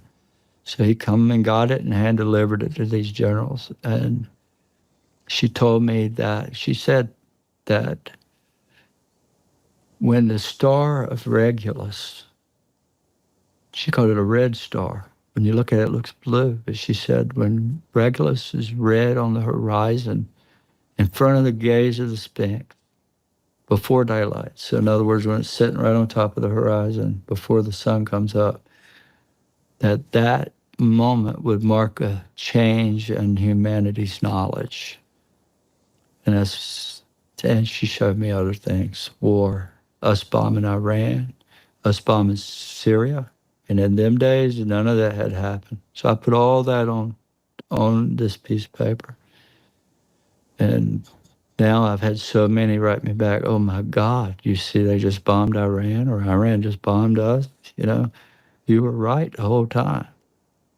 And I did that in 2012. And so what they did was I gave them the date of 2026 because they took that celestial event and ran it through these machines that showed that exact alignment will happen in 2026 at Easter. What will happen? The star will, the alignment she told me about, that the star of Regulus would be on the horizon in front of the Sphinx. At that moment, there'd be a new knowledge. Well, I had no idea if this was even possible, but these astronomers run it through the machines and it comes out that star is going to come up on the horizon in Easter of 2026. And from that point forward, they started remote viewing the state. Government did. And now you hear it all over TV. 2026, that's the big date. 2027, that year, something's going to happen. Armageddon, you hear it all over, you know, you hear it on TV. If you study, like, I've heard even, well, I won't say names, but. You go on. If we were ever going to, this is the administration that would bomb the shit out of Iran. That's for sure. This is it. I mean, I you know, the stuff that he's describing is totally believable now. I could see that. I don't know. I guess we'll find out. He's locked himself into a date. So, I mean, if nothing happens on that day, it could be like the 2012 thing. Remember, they were like, that's going to be the beginning of the age of Aquarius or whatever it was, the new age. I remember where I was on December 21st, 2012. Where were you? I don't have to go into it, but yeah, that's how significant that was to me as a young, naive. I think I was fresh out of university, working like a job I had no interest in whatsoever. But I literally remember pulling over. I was driving a van as part of the job, and I pulled over, and I was just sat there like, okay, if it's going to happen, it's going to happen now. And yeah, then nothing happened. And I went on, worked the rest of the day, and then that was it. The easiest way to walk it back would be like nothing happens, and then he just goes, well, and it didn't say it was going to be a big event. It was the new knowledge. It was going to begin, and now it's begun. And we just don't know it's going to take a lifetime to play out. Yeah, the only other thing is I don't have it queued up, and it's probably not worth finding anyway, but in the Sean Ryan podcast, he goes one step further, and this is sort of why I would really want to talk to Bledsoe to just get some clarification, because he literally talks about a second coming of Jesus.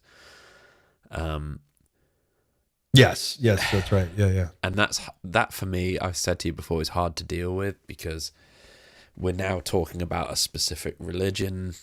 Before, it was very, plenty of religions could apply their knowledge to this. But at the same time, he doesn't say this is Jesus Christ of Christianity and everybody else is wrong. He kind of says, this is what I understand to be Jesus /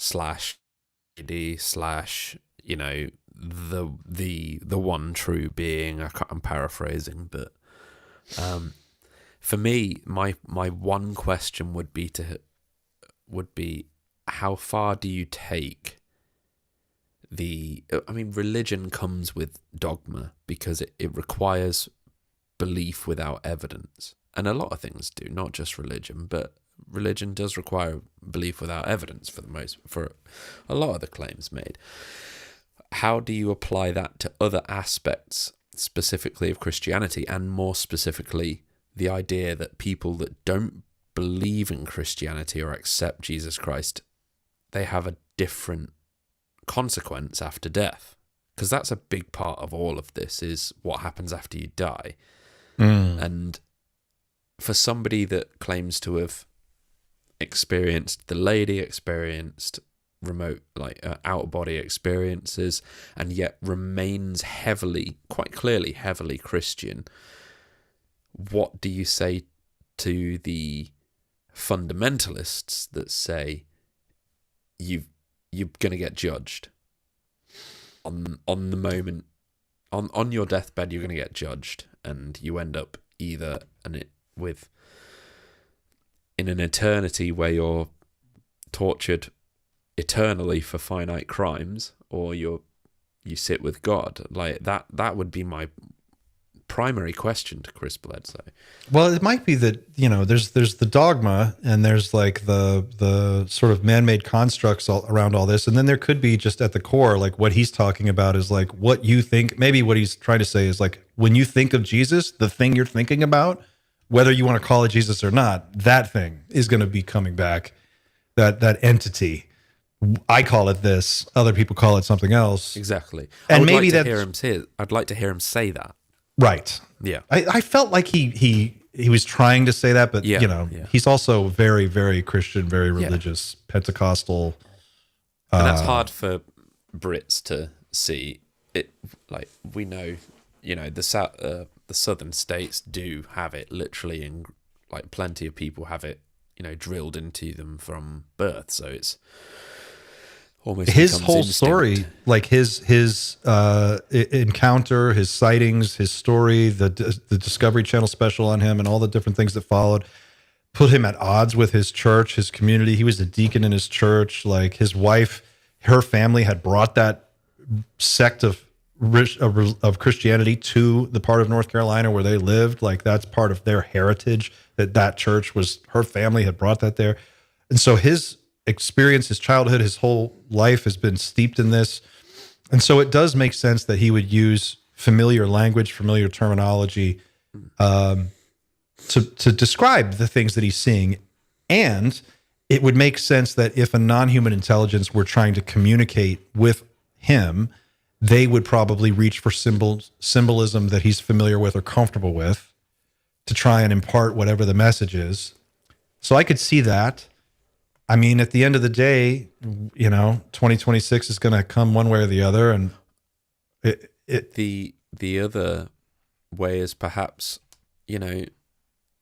his brain is receiving these signals, and his brain is trying its best to interpret what he's hearing, and that's where the filter comes in, rather than them framing it in a particular way to try and make it easier for him. Oh, that's interesting. Maybe, like, I'm of the idea that whilst consciousness isn't a product of the brain is shaping your perception, at least. It's Ingo very Swann, much a receiver, and Bledsoe said that. In the Ingo Swann book, Everybody's Guide to Natural ESP, which I know sounds so silly. It sounds like something you'd buy at a grocery store. Next to the little register, there'd be like this little book there on a turning thing. But it is a phenomenal read. And in that book, he actually draws a diagram and he explains exactly the concept that you were articulating. He draws it out and he says that the psychic information that comes through, when it comes through at the very bottom level, it's pure. And the immediate next step that our brain wants to do is try to take that and process it through our logic and language and all the information that we have and convert it into something usable. And he said that's a huge mistake. He's like, you can't let that happen. That's why they developed this whole technique of drawing things down. As they were doing the remote viewing, they would draw because there's no language involved. It's just you draw what you see, or you draw what you feel, or you just describe it. And he said when they made that switch in the remote viewing program at SRI, that's when they started to go, like their results went through the roof. It just unlocked the whole thing for them because they short-circuited that whole process. That's a good point, though. He's processing it through his own experience. Again, touching on Donald Hoffman again, coming from the complete scientific end of the spectrum, Donald Hoffman says we interpret our world to benefit ourselves evolutionarily, and if it benefits us to make sense of, the metaphysical using the stuff that already exists in our brains, then perhaps that's the way we do it. I don't know. That's a huge leap from myself. I know that, but there's going to be some leaps this year. Well, and so here's the other thing. It could be, and this is what my wife always says. This is what Stargate is about. Like when we're making our comparisons and contrasts to sci-fi, science fiction worlds, like Stargate is about this. It's literally about advanced beings coming here and fooling us into thinking they're gods. And then that's the whole movie. And then the whole series, the whole television series is literally like them going through the Stargate, showing up on other planets and saying, yeah, your gods are bullshit. That's all a lie. Here, take these guns. And, that's kind of the thing. So if let's say, we'll call it an invasion. We can call it whatever you want. It doesn't have to be an invasion, but let's say contact happens and they want to maintain, and let's just say it's bad for us. Let's just say we're looking at like, what could a negative situation look like? If contact is made by these beings and they have superior technology that looks indistinguishable from magic to us, they would of course appear to us as gods. It would just look like that. And people are going to treat it that way. So if you wanted to prepare the battlefield before you arrive, before your big day, your big reveal, you would start putting people out there, putting ideas in their minds like they're gods, they're angels.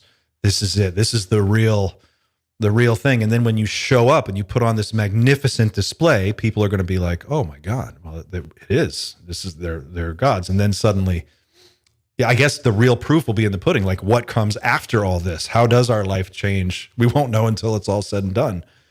But maybe that could be what's going on. Strange that you mentioned magic, because we had somebody comment in the Discord. Prickly G said that Jim Semivan's indigestible truth is that magic exists, but instead of sharing it with humanity, the military industrial complex, including Semivan, screwed us over in order to maintain the status quo. I've heard that. I think we've shown that clip before. I'm not going to be able to find it right now, but yeah, it's odd that it'd be weird to hear somebody say, "Yeah, magic is real," but at this point, we're kind of there already. Well, what is magic? Exactly. You know, like maybe the magic is just the word we use for all the stuff that we can't put in a category that we do understand, so we call it magic. And maybe we're just talking about a super advanced understanding of physics that, or the blending of metaphysics and physics into something where, you know, reality is malleable. Thought is the tool that you use. There's a hierarchy of beings that can do this at various levels. We are probably somewhere near the bottom, but there's someone else near the top. And there's a spectrum there. And maybe that's when we hear stuff like, "Oh, these craft can materialize out of thin air." Or sometimes you hear descriptions where it's like they looked at the craft, they were trying to reverse engineer it, and it looked like the whole thing was 3D printed out of a single material. And it was just and it's atomically aligned, and every single atom is in exactly the right place. Maybe that's what it looks like when you mentally manifest something from the mental realm into the physical realm. I don't know. Now you're touching on Daddy Greer. You're touching on the 4chan whistleblower, which we should probably talk about at some point. Not today, but that's a good one. If we're talking about, you know, basically effectively printing out these ships, yeah, recycling them, they're printing them out to order based on the use case. We're talking about effectively what you're talking about, which is sort of making things out of nothing. And I'm without going into detail, I'm looking into what 0 point energy really means, and I don't really want to get deep into this right now because it's a long conversation to have. But if you pair 0 point energy with gravity manipulation, we are literally talking about people that the power to do anything. Like scientifically, we are literally talking about pulling matter out of the vacuum, out of nothing. This is providing 0 point is real and it's harnessable. You literally could make something from nothing. Well, Star Trek, Picard's the replicator, yep. Tea, Earl Grey hot. It's energy into a cup of tea. Why couldn't you do that with a complete starship? And all of a sudden, it starts to make sense why they would keep a power like that at bay, at least for as long as they could, because we're talking about a switch that turns you into God. It really is God that mode. Powerful. Again, worth getting into another point. I know I said I wanted to show this Lou interview, but I've also since been told in the Discord by various people that it's not worth watching.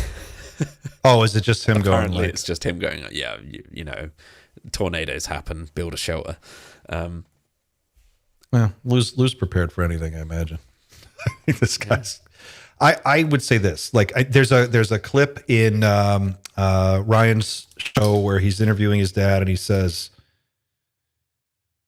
he said, what are they afraid of? Like, what, to Diana Pasulka's point, when counterintelligence got involved with her, like, what was that all about? And Chris speculates on this, and he says, what's happening in like the New Jersey drones, the drone situation that we've been hearing about, his speculation on this is this. The drones, some of them are orbs. These orbs are aware that something is coming. They're getting ready for whatever that is. They're being sighted around these different bases because there's something happening, and these orbs are present for that. We're sending up drones to study the orbs and watch them. And according to Chris Bledsoe, oh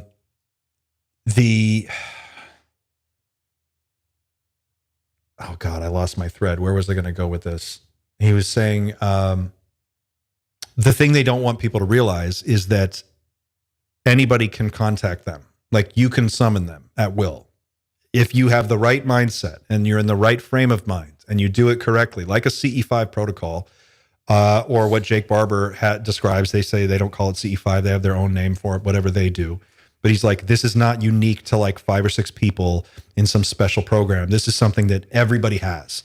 And what they really are freaking out about is that if everybody realizes, what if 30 million people try to do this at the same time all around the world? Or what if 100 million people or 1 billion people start doing it? Then what are we doing? Or do we open, a channel that is not in control of the government? We have this now, we've initiated contact as civilians, and the government's just not a part of the conversation. It just starts to happen. That's what Bledsoe says they're really worried about. Whether or not that's actually true, I don't know. But just for funsies, when I was walking my dog last night, I tried it. I've got the videos. And I want to show this video, and maybe I can talk over and I'll describe what's going on here, and you guys can tell me what you think. So this is this would have been 7:35 p.m. last night, East Coast time. I go out to walk my dog, and we start walking down the street, and in my head, I had been editing this Chris Bledsoe thing all day, so I had Bledsoe on the brain. And so in my head, I just go, I'm going to see if I can do this. I'm going to try it. Because the last thing I watched him say was like, anybody can do this. So I walked out, and in my head, to myself, I just said, okay, I'm ready. If you want to reveal yourselves to me, I would like to see you. I'm curious. I want to learn. I want to understand. Can I see you? That's the thought that I was carrying in my head. And I had that in my head for less than 90 seconds. And then I saw what you're about to see in this video. I looked up at the tree line,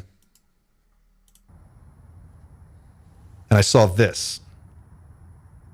Now, I have an iPhone 16 Pro. I'm using the 5X optical zoom on this, and I'm holding my dog in my left hand, and the phone is in my right hand. I'm standing on the sidewalk, and I'm looking at this light. I see this bright, bright, bright orange light. It's like it was the brightest thing in the sky.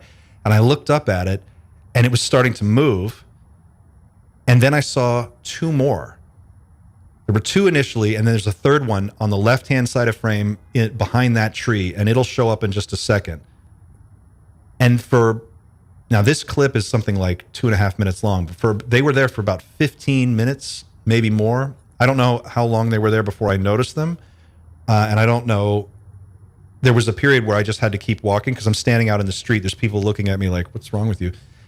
So I just moved on, but I kept looking for more, and I couldn't see anymore, but this is what I did see. Okay, here's the second one. It's coming up on the left.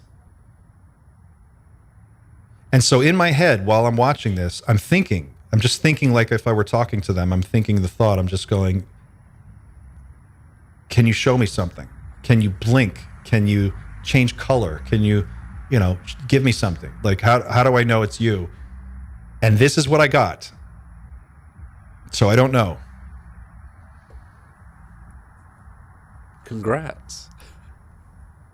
I want to say this is, when you look at Bledsoe's videos, if your definition of an orb is a bright orange light that seemingly responds to your thoughts and moves erratically in the sky for a period of time, then that's what this is.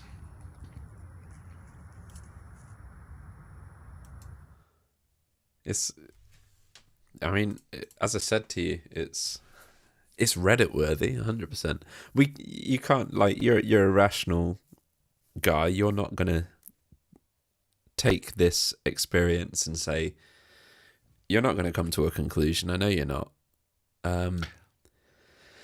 I mean, it doesn't change anything. There are things we know they aren't. We know obviously those aren't airplanes. They're not satellites. They're not stars.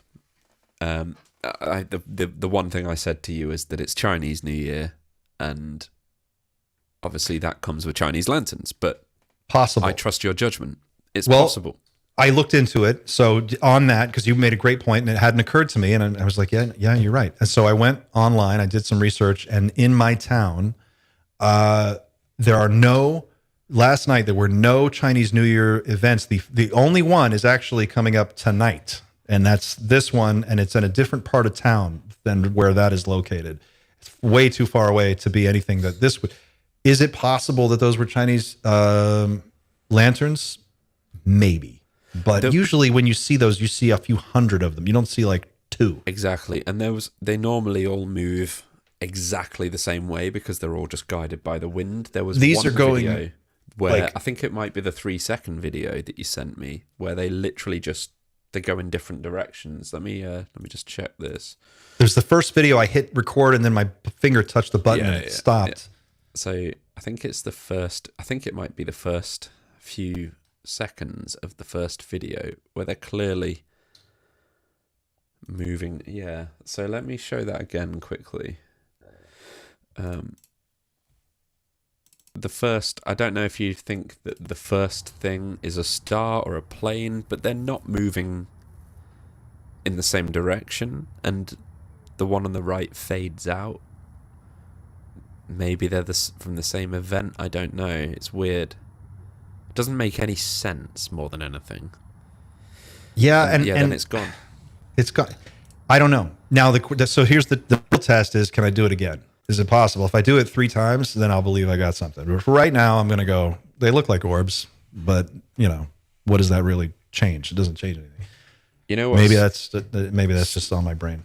What's strange is I did CE5 once, and for some reason, I did it in my house, not looking out any windows. I just did it as like a daily meditation. And I didn't look up for 2 weeks. I didn't look up in the sky for 2 weeks. But you know what happened on the first night that I looked up is that I saw something in the sky I didn't understand, which completely makes no sense. What did you see? I just saw something in the sky that I even contacted the police of the local area to ask them if they were operating drones in the area. I live next to an airport. There are severe restrictions about flying drones near airports. It wasn't a plane because I literally live next to an airport. I know. Well, what did it do?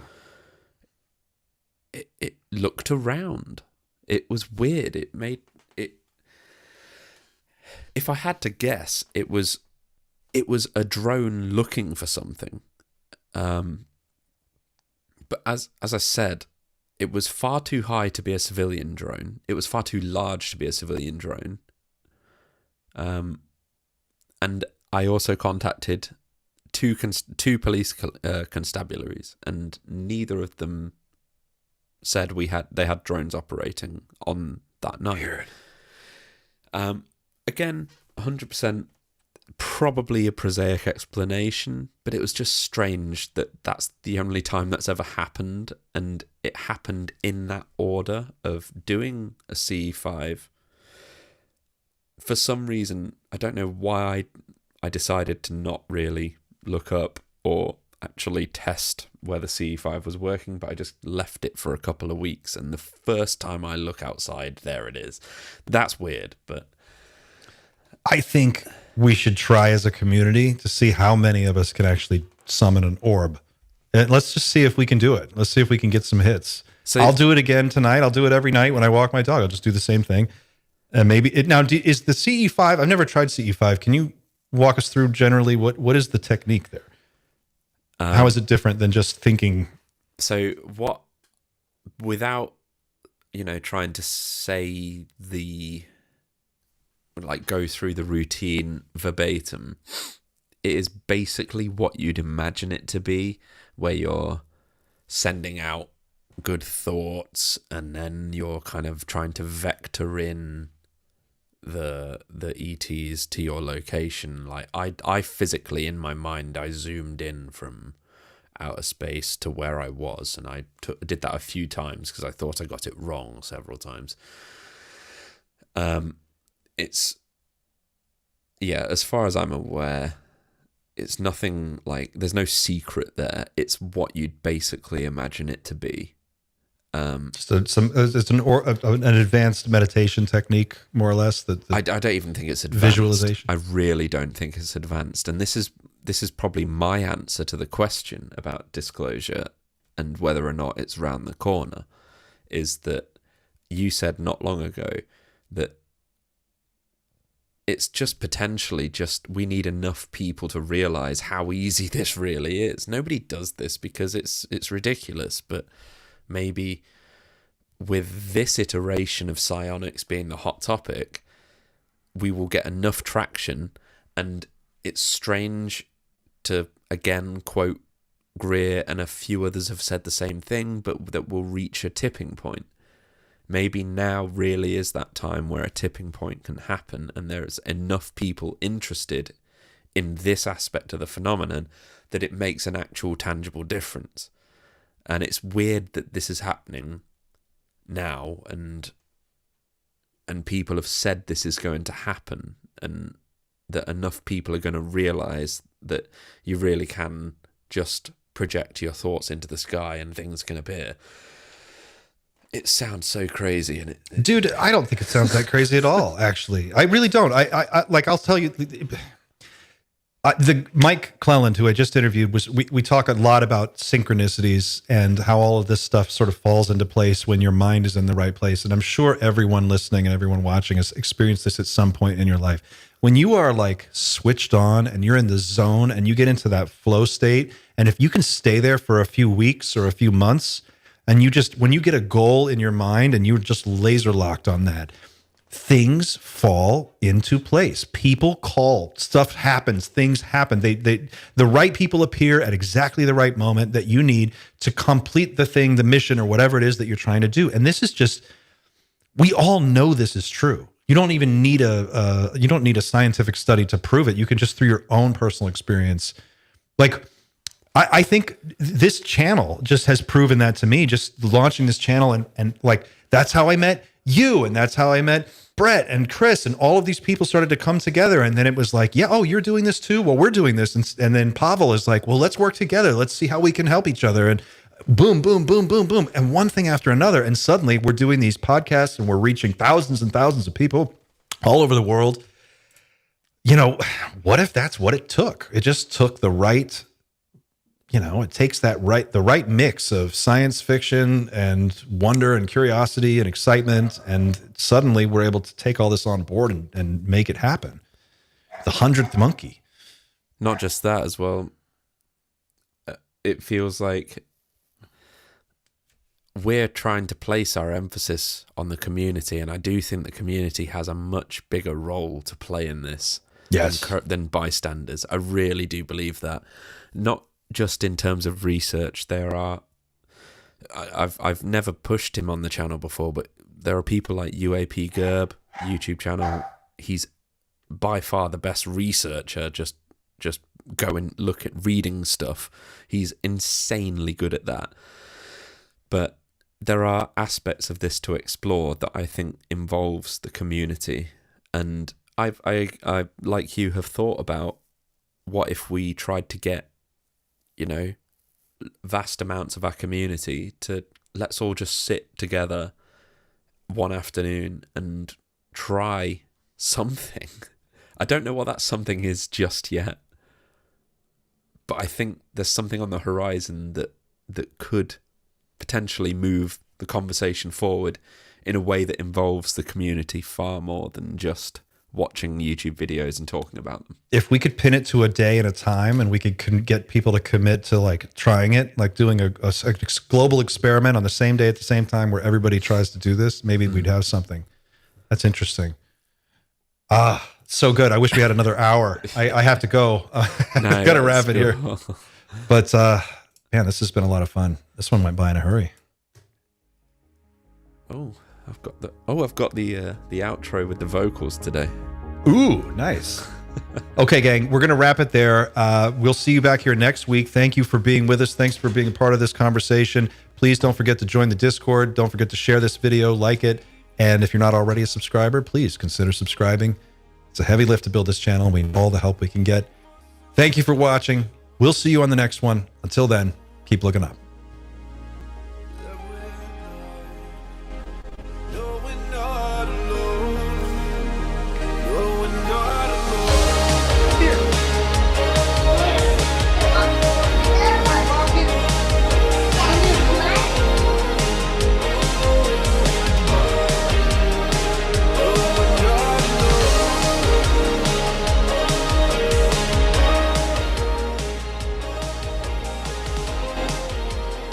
Say hey, everybody.